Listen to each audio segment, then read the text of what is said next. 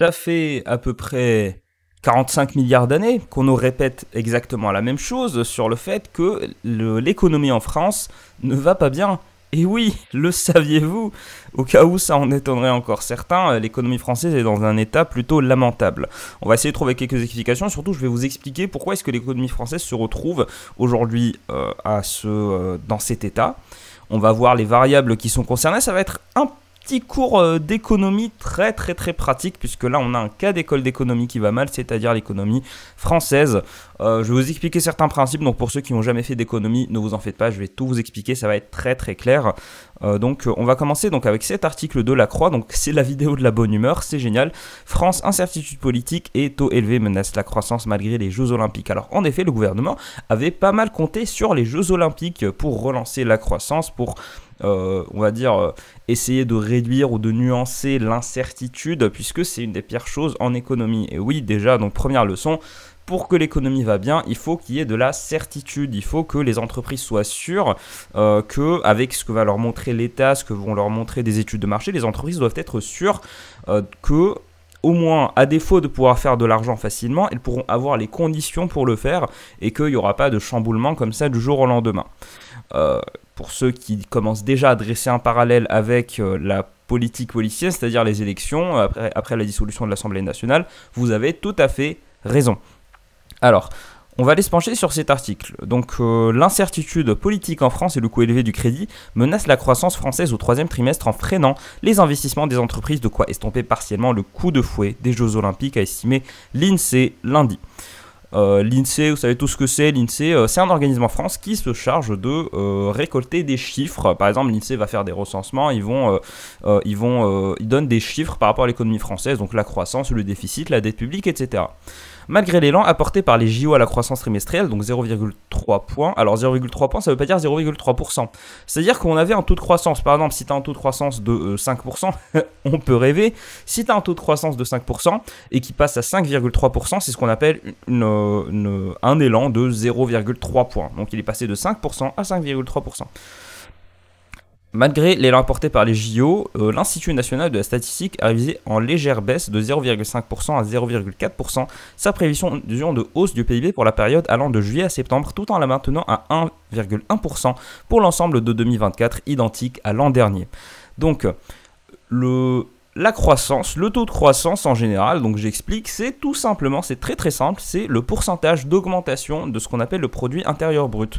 C'est-à-dire, imagine, en 2017, si tu prends toute l'économie, on estime qu'il y a une production de, je sais pas, je donne un chiffre au pif, 10 milliards, bon, c'est pas 10 milliards en France, t'en fais pas, c'est beaucoup plus que ça, mais c'est juste pour imaginer, si on a 10 milliards en 2017 et qu'en 2018 en termes de PIB on a 15 milliards, on considère que le taux de croissance est de 50%. Donc le produit intérieur brut est passé de tes chiffres à tes chiffres, on prend ces différences, on en fait un pourcentage et ce pourcentage c'est le taux de croissance. Et le taux de croissance c'est l'indicateur principal que les entreprises et les institutions vont voir en France pour déterminer l'état de l'économie. C'est une variable, enfin le taux de croissance c'est une statistique, c'est une variable, c'est un chiffre comme un autre en fait qui est très critiqué puisqu'en fait ça mesure juste la performance à court terme de l'économie, à court terme c'est-à-dire d'année en année. Il y a d'autres mesures et d'autres variables qui sont utilisées, mais bon le taux de croissance malheureusement c'est celui qui nous donne l'information la plus exacte. Donc voilà, 1,1%, donc on a 1,1% de croissance, c'est vraiment pas ouf. C'est vraiment pas ouf pour l'ensemble de 2024. Dans nos enquêtes, les entreprises sont plus pessimistes qu'il y a 2 mois, avant les élections législatives anticipées dont elles font preuve d'attentisme, a souligné Dorian Rocher, chef du département de la conjoncture. En particulier, les anticipations d'investissement qui étaient déjà dégradées sont encore assombries, a-t-il ajouté lors d'une conférence de presse. Alors, ce que je vous disais par rapport à la certitude, pour que des entreprises puissent agir, pour qu'elles puissent fonctionner, il faut qu'ils aient une certitude en fait. Et il faut qu'elles soient sûres. Sinon, en fait, il faut que le chemin soit clair. Or là, ce n'est pas du tout le cas. Après la dissolution de l'Assemblée nationale, il y a eu les Jeux Olympiques, il y a eu tout un tas de choses. Il y a eu, typiquement... quand on a un gros truc, par exemple la dissolution de l'Assemblée nationale, ou alors un cas qui est similaire en termes de bruit médiatique, c'est-à-dire la crise des Gilets jaunes, la confiance des investisseurs, des entreprises, des consommateurs avait baissé. Donc on va reporter notre activité économique à plus tard. Par exemple un ménage c'est-à-dire une maison avec papa, maman, potentiellement les enfants. Un ménage, il va reporter, à la place d'acheter sa voiture tout de suite, il va attendre un petit peu que la situation se stabilise. Parce que personne n'aime faire de la consommation, parce que c'est un risque. T'as pas envie de prendre un risque dans une situation d'incertitude. Et l'incertitude est très très fortement corrélée à la politique. Par exemple, s'il y a une vague de mouvements sociaux, ça va augmenter l'incertitude de ce qu'on appelle des agents économiques. Un agent économique, c'est une entreprise, c'est quelqu'un qui consomme, c'est quelqu'un qui investit, c'est quelqu'un qui va proposer des innovations. C'est l'État, les institutions de financement, tout ça, tous ces gens-là, on les appelle des acteurs économiques. Un acteur économique, c'est quelqu'un qui aura un rôle à jouer dans l'économie. Et il faut, pour les acteurs économiques, pour qu'ils puissent participer activement à l'économie et faire en sorte que l'économie va bien, il faut de la certitude, et ce n'est pas le cas en ce moment. Parce que certes, on a un Premier ministre qui est issu des LR, donc clairement, ça va pas être le retour de l'URSS. Je dis pas que le NFP c'est le retour de l'URSS, pas du tout. Je suis d'ailleurs contre les gens qui colportent cette espèce de psychose. Non, je dis juste que, en gros, clairement, on peut s'attendre à une politique néolibérale comme celle que Macron a toujours mis en place. Alors que Michel Barnier a été nommé, justement, quand on parle du loup, Michel Barnier a été nommé Premier ministre quasiment 2 mois après le scrutin, faisant de la maîtrise de la lourde dette française l'une de ses priorités. Ce coup de frein aux investissements s'explique aussi par des taux d'intérêt demeurant élevés malgré la baisse amorcée en juin par la Banque Centrale Européenne. En France, ça a toujours été comme ça dans la première partie du paragraphe, c'est-à-dire qu'il y a toujours eu une lourde dette. En France, on va parler de l'Allemagne ensuite pour qu'on puisse parler de l'Union Européenne, mais pour l'instant, restons sur les cas français. Il y a toujours une dette qui était, en France, très élevée. Le fait qu'un État s'endette, c'est pas grave en soi, tous les États sont endettés. À ma connaissance, il n'y a pas un État qui n'est pas endetté auprès d'institutions extérieures qui justement vont lui prêter de l'argent. Le fait qu'il s'endette, c'est pas grave, parce que tous les États doivent s'endetter pour se financer, parce que bien évidemment, les États ne vont pas compter sur l'impôt pour financer leurs immenses infrastructures, leurs projets, leurs collectivités, leur bureaucratie. Ils ne vont pas se baser uniquement sur les impôts et les cotisations, il ne faut pas rêver. Ils vont forcément emprunter. C'est pas grave. Ce qui est grave, c'est quand un État emprunte et qu'en fait, la croissance ne bouge pas, la croissance stagne. Parce que ça veut dire qu'en fait, il se passe rien. Il y a juste une variable qui change, c'est le taux d'endettement. C'est pas ouf. C'est pas ouf du tout. Alors, donc en particulier les anticipations. Alors, donc je vais revenir sur l'article. Sauf que c'est intéressant ce qu'ils nous disent. Les taux d'intérêt demeurent élevés malgré la baisse amorcée en juin par la Banque Centrale Européenne. En fait, les taux d'intérêt, c'est quoi un taux d'intérêt? Un taux d'intérêt, c'est un taux auquel tu vas emprunter. Et c'est le mode de fabrication principal de la monnaie, de l'argent. C'est le seul en fait. C'est le seul. L'argent, il y a une quantité d'argent en circulation. Pour que cette quantité augmente ou baisse, il faut que les gens empruntent. Tu ne crées de l'argent qu'avec du crédit. Une banque ne va pas juste créer de l'argent comme ça, le balancer en circulation.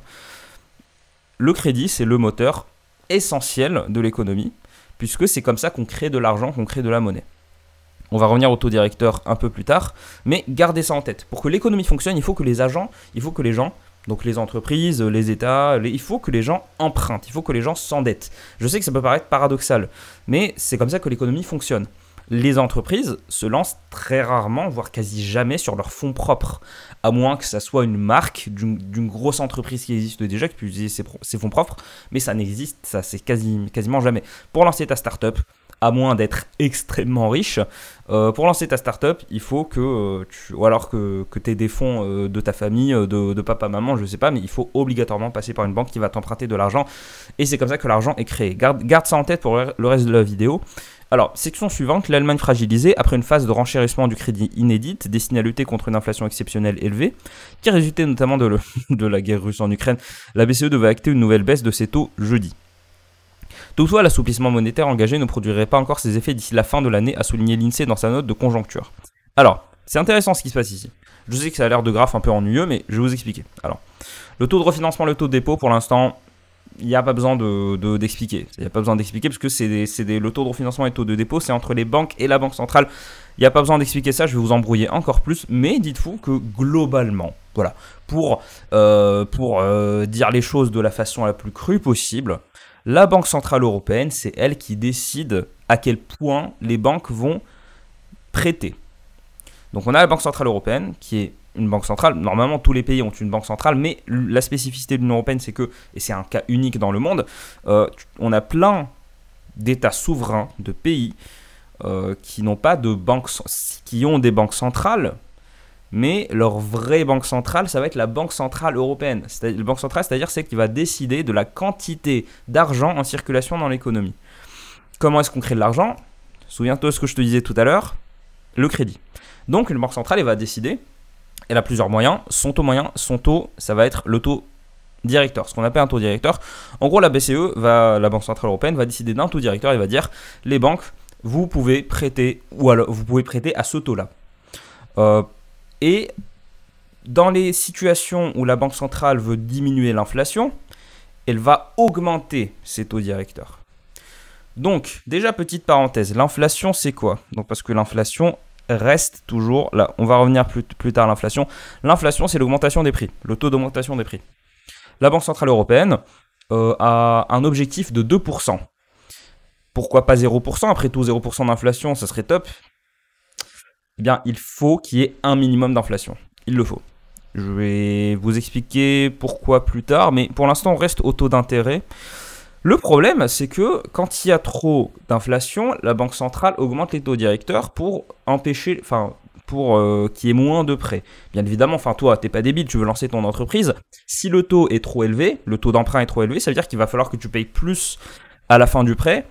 Donc, tu vas te raviser, tu vas attendre un peu que les taux redescendent, parce que ça va plus t'arranger. De la même manière, si tu veux acheter une voiture et que le taux est trop élevé, tu vas attendre un peu. Et généralement, c'est pas toi qui prends cette décision tout seul, c'est que tu es conseillé par ta banque. C'est ton conseiller qui va te dire vaut mieux attendre que la banque centrale, que la banque centrale baisse ses taux directeurs. Comme ça, on peut vous prêter de l'argent à moindre prix. Sauf que, et à l'inverse, pour stimuler l'économie, la Banque Centrale Européenne va baisser ses taux directeurs. Elle va les baisser. Sauf que elle n'arrête pas de baisser ses taux directeurs. La Banque Centrale Européenne, là, ça fait donc cette année, elle baisse ses taux directeurs et pourtant, elle n'arrive pas à régler la situation. Donc là, on a une augmentation. Pourquoi? Parce qu'il y a eu l'inflation. Il y a eu l'augmentation des taux directeurs parce qu'on a eu de l'inflation. Sauf que la Banque Centrale Européenne, elle augmente les taux directeurs pour qu'il y ait moins d'argent en circulation, pour qu'il y ait moins d'inflation. Sauf que ça ne marche absolument pas. Il y a une inflation monstrueuse entre 2022 et 2024. Ça ne marche pas. Partout en Europe. Ça ne marche pas. Et c'est... J'ai pas envie de dire que c'est historique, parce qu'on a vu une situation à peu près similaire qui a commencé à se dessiner entre 2007 et 2008, mais au moment du début de la crise des subprimes, mais voilà. Sachant que la Banque Centrale Européenne s'en fiche de la croissance. Tout ce qui compte pour elle, c'est l'inflation, ce qui est l'inverse de ce qu'une banque centrale est censée faire. À l'inverse, la Fed, donc la Banque fédérale aux États-Unis, son objectif, c'est essentiellement la croissance. Autre allée important pour la France, la santé de l'Allemagne, première économie de la zone euro, actuellement fortement fragilisée. Une sortie de l'ornière apporterait un soutien bienvenu, tandis qu'une entrée en récession franche freinerait les exportations françaises. A l'inverse, le bout du tunnel semble en vue pour les investissements des ménages, en repli depuis 12 trimestres consécutifs, notamment concernant les transactions immobilières et la construction des logements, a assuré Dorian Roucher. L'horizon devrait s'éclaircir aussi au second semestre pour la consommation des ménages, moteur traditionnel de la croissance française, mais frappé d'atonie depuis plusieurs trimestres en raison de la forte inflation passée. C'est génial, j'adore les économistes en général, ou alors les gens qui parlent d'économie, des économistes, ils utilisent des mots qui sont incroyables, atonie quoi. Profitant des gains de pouvoir d'achat grâce à des hausses salariales, grâce à la revalorisation des prestations et un apaisement de l'inflation, les ménages devraient recommencer à dépenser davantage alors qu'ils préféraient jusqu'ici jouer la prudence en épargnant. C'est vrai que l'inflation diminue. L'inflation diminue, ça veut surtout pas dire que les prix descendent. Ça veut dire que les prix continuent à augmenter, mais dans une moindre mesure. C'est-à-dire qu'à la place de se prendre... je sais pas, je vais donner un exemple au pif. Un sac de patates, à la place de passer de 3,50 € de 3 € à 3,50 €, il va passer de 3 € à 3,25 €. On se fait quand même entuber, mais moins. J'allais donner une métaphore, j'allais donner une comparaison qui est encore plus dégueulasse que ça. Donc, les ménages ont des gains relatifs de pouvoir d'achat. Un gain de pouvoir d'achat, enfin c'est assez optimiste de dire ça, gain de pouvoir d'achat, ça veut juste dire qu'en fait bah, l'inflation baisse par rapport à ce qui était prévu. Pour l'instant, pour le coup c'est vrai. Le taux d'épargne atteint 17,9% des revenus disponibles bruts au deuxième trimestre contre une moyenne de 14,6% en 2019 avant la crise sanitaire. Je ne vais pas vous parler des épargnes parce que c'est ennuyant, moi ça m'intéresse pas. Moi ce qui m'intéresse c'est plutôt l'inflation. La confiance des ménages continue à se redresser car ceux-ci commencent à percevoir la moindre inflation à noter d'Orient Rocher. Au fur et à mesure que les ménages se rendent compte que les prix n'augmentent plus, on s'attend à ce que leur comportement de consommation se débloque. D'autant plus que leurs revenus ont augmenté. Est-ce que c'est vrai ça ou est-ce que c'est vrai que les salaires et les prestations ont augmenté? Parce que j'ai l'impression que c'est plutôt l'inverse. J'ai l'impression que les gens ils ont quasiment arrêté de consommer, que ça peut expliquer un peu, ça peut être un facteur explicatif de la stagnation de la croissance française. Ce qui est grave, c'est pas la stagnation de la croissance, ça fait depuis 2008 qu'on est dans ces situations comme ça. On n'a pas eu vraiment de bonne année économiquement. Je parle vraiment d'une bonne année avec une bonne croissance et relativement peu d'inflation. Mais ce qui est inquiétant, c'est que la Banque Centrale Européenne n'arrive pas à contenir l'inflation et en faisant redescendre ses taux directeurs, ce qu'elle a fait, bah, il n'y a pas plus de consommation en fait.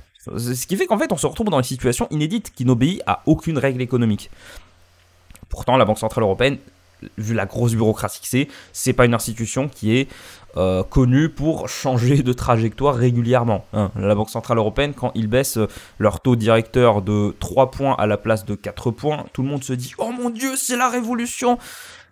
Les industriels de l'agro signalent que leur carnet de commandes se regarnit, signe d'une possible reprise de la consommation alimentaire. Restaurateurs et hôteliers sont optimistes sur leur perspective de demande. Alors, les industriels de l'agroalimentaire, donc carnet de commandes qui se regarnissent, ça veut dire, c'est un terme économique pour dire qu'en fait, les grosses consommations, les grosses entreprises qui font beaucoup de consommation chez les ménages, parce que l'agroalimentaire, c'est un secteur essentiel. Qu'importe le prix, les gens vont quand même aller acheter. Parce que c'est pas parce que le prix de l'œuf augmente que tu vas arrêter d'acheter des œufs. Il n'y a pas de complément. Il n'y a pas comment on appelle ça, de produits de substitution pour les œufs. Pareil pour le pain, pareil pour le blé. Le blé, c'est le matériau à partir duquel il n'y a pas vraiment d'alternative. Donc, il y a une possible reprise de la consommation alimentaire, sauf que je ne serai pas aussi optimiste. Bon, on va passer. Par contre, les restaurateurs et les hôteliers sont optimistes. C'est très important en France parce que la France, ça reste la première destination touristique. C'est 77 millions d'entrées, il me semble, par an. Donc, l'inflation, voilà. L'inflation, en France, on peut s'estimer plus ou moins heureux parce qu'on a été plutôt épargné par rapport à certains pays où les taux d'inflation étaient records. Il me semble qu'à certains moments en Allemagne, c'était du 9-12% d'inflation, alors que là, globalement, donc 2024, on était à 6% d'inflation, ce qui est gros par rapport aux objectifs de la Banque Centrale Européenne qui sont de 2%. Donc, pourquoi est-ce que la Banque Centrale Européenne veut qu'on ait 2% d'inflation ? Parce que 2% d'inflation, parce que 0% d'inflation, ça serait pas bien. 0% d'inflation, ça ferait basculer à la déflation, à une diminution des prix. Et ça causerait un arrêt de la consommation. Parce que les entreprises se diraient « Oh, regardez, les prix sont en train de diminuer, on va attendre qu'ils diminuent encore plus. » Les gens, pareil, ils vont dire « Les prix des voitures diminuent, on va attendre que les prix des voitures diminuent encore plus avant d'acheter la Volvo. » Donc c'est pas bien, c'est pas bon, ça stimule pas du tout l'économie. Et là pour le coup c'est des trucs réels, c'est pas juste des trucs sortis du cul des universitaires, c'est vraiment réel. C'est vraiment comme ça que ça marche. Ils vont épargner, les gens vont beaucoup plus épargner et ils vont plus épargner que consommer. Il faut qu'il y ait un certain équilibrage entre l'épargne et la consommation, sauf que là, pour chacun, là on se retrouverait avec une situation où les gens n'arrêteraient pas d'épargner. De toute façon leur épargne, vu qu'ils la gardent, elle augmente, vu qu'il y a des taux qui sont négociés avec les banques. Pourquoi est-ce qu'ils dépenseraient sachant que les prix continuent à baisser? C'est ça le danger. C'est pour ça qu'il faut... En fait, les 2%, c'est une espèce de marge de sécurité. Surtout, l'inflation, c'est pas nécessairement mauvais. Une inflation de 6%, ça serait parfaitement acceptable si on avait une croissance de genre 10%. Quoi. Là, ça serait acceptable. Parce que à partir du moment où tu as une croissance économique, nécessairement il y a plus d'argent qui circule. Plus d'argent qui circule, ça veut dire qu'un billet de 50, il a moins de valeur. Parce qu'il y en a beaucoup plus des billets de 50. Il a moins de valeur, donc tu peux acheter moins de choses avec, tu vois. C'est un peu la contrepartie du fait d'avoir une croissance élevée. Les banques centrales, en théorie, doivent pouvoir faire cet équilibrage entre taux de croissance et taux d'inflation, sauf que la Banque Centrale Européenne s'en fiche complètement. Tout ce qu'elle veut, c'est l'inflation. Je pourrais peut-être en reparler dans une autre vidéo. Les raisons dites-moi si vous voulez que je vous fasse une vidéo explicative parce que ça prendrait un petit moment quand même de vous expliquer. Mais dites-moi si ça vous intéresse de comprendre pourquoi est-ce que la Banque Centrale Européenne, donc là, l'institution qui décide de l'état de l'économie en France, pourquoi est-ce que son objectif c'est seulement l'inflation et pas la croissance. Ça peut paraître paradoxal, ça l'est pas tant que ça, mais moi je trouve quand même que c'est pas paradoxal, c'est idiot. Selon l'INSEE, elle poursuivrait son ralentissement. Alors voilà, donc l'inflation, d'après l'INSEE, on peut s'attendre à une inflation de 1,6%. Donc ça va, mais il n'y a pas d'histoire de rattraper. En plus, ça ne veut pas dire que ça va continuer. Enfin, je l'ai déjà dit suffisamment. Dans ce contexte, l'INSEE a jugé très incertain une revalorisation d'ici à la fin de l'année du SMIC, qui est augmenté automatiquement quand l'indice des prix à la consommation augmente d'au moins 2% par rapport à celui qui prévalait lors de la précédente révision du montant du salaire minimum. Le SMIC, ça demanderait aussi une autre vidéo, hein, là pour le coup. Au deuxième trimestre, la croissance avait atteint 0,2%, tiré essentiellement par les... Là, on parle du trimestre, donc 3 mois. On ne parle pas de l'année, parce qu'une croissance à 0,2% pour une inflation de 2, ça serait gravissime. La croissance avait atteint 0,2, tirée essentiellement par les dépenses publiques et le commerce extérieur, notamment le rattrapage d'activités post-Covid dans les secteurs aéronautiques et navals.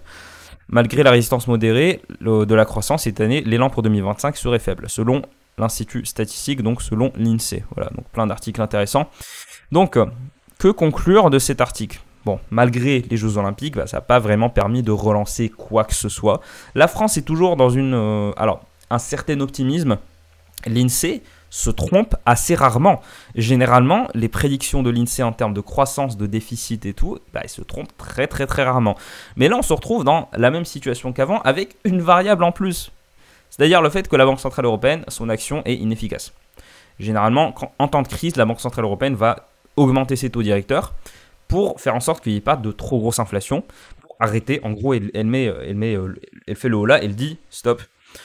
Et en période, si jamais à l'inverse, les choses se passent bien, la Banque Centrale va encourager les gens, en essayant d'équilibrer avec l'inflation quand même, va encourager les gens à consommer, et va encourager les entreprises à investir, et va encourager les investisseurs à investir, en baissant ses taux directeurs. Sauf que là, son action est inefficace. C'est assez alarmant, je ne vous cache pas, mais c'est vrai qu'on peut percevoir un certain optimisme.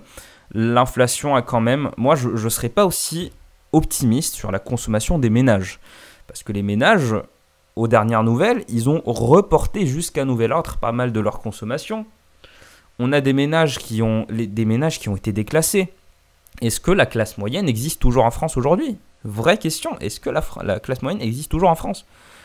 Est-ce qu'on ne se retrouverait pas avec une espèce de division sans classe moyenne ? En fait, on a juste la classe prolo, on a juste les classes super élevées. Il n'y a rien entre les deux. Tu as une classe qui survit en gros, qui se retrouve avec zéro, qui ne peut pas épargner, ou alors qui peut épargner dans une moindre mesure, sachant que son pouvoir d'achat relatif, il a baissé à cause de l'inflation et de l'augmentation sur plein de trucs. Et une classe très aisée, je vous rappelle qu'on n'a jamais eu autant d'inégalités économiques aujourd'hui. On n'a jamais eu autant d'inégalités économiques. Et la période du confinement, pour ne pas utiliser un autre mot, ça a été le plus gros transfert de richesse du bas vers le haut de l'histoire. C'est quand même... Donc, est-ce que la classe moyenne existe toujours en France aujourd'hui ? En tout cas, on est voué, je pense, à voir sa disparition. Sur cette note, je devrais mettre la musique de cirque là. Sur cette note extrêmement positive, on se dit à demain pour la prochaine vidéo. Salut.